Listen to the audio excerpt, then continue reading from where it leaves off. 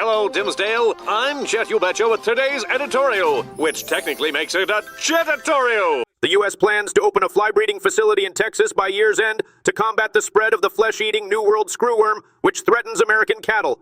The $8.5 million project will produce sterile male flies to disrupt reproduction. It follows detections of the parasite in southern Mexico, prompting the U.S. to halt livestock imports from there.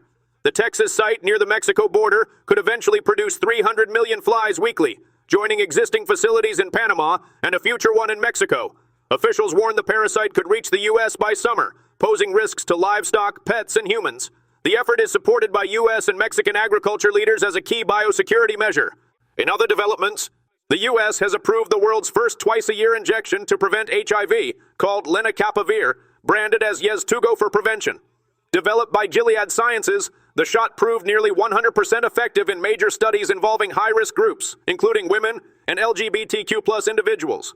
Experts hail it as a major step toward ending HIV transmission, particularly for those who struggle with daily pills. However, challenges like healthcare funding cuts and limited global access may hinder widespread adoption. The injection offers long-lasting protection but doesn't prevent other STDs. Despite more than 30,000 new U.S. HIV cases annually, only a fraction currently use preventive treatments like PrEP. Advocates stress the need for broader, equitable access worldwide.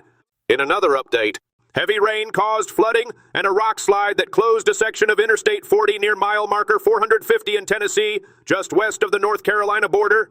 Around 2.5 to 3.5 inches of rain fell in 3 hours, damaging an already vulnerable 12-mile stretch through the Pigeon River Gorge. This area had previously sustained major damage from Hurricane Helene in September.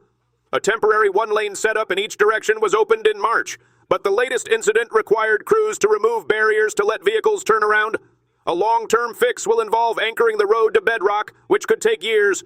I-40 is a major coast-to-coast route, and alternate paths are limited, with some restricted to trucks.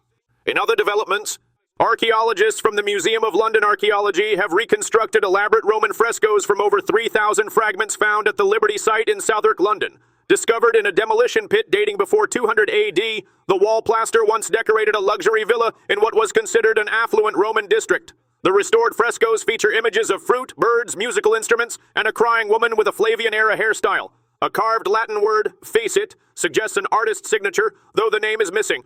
An etched Greek alphabet, the only known example in Roman Britain, was also found. The artwork shows influence from Roman sites across Europe.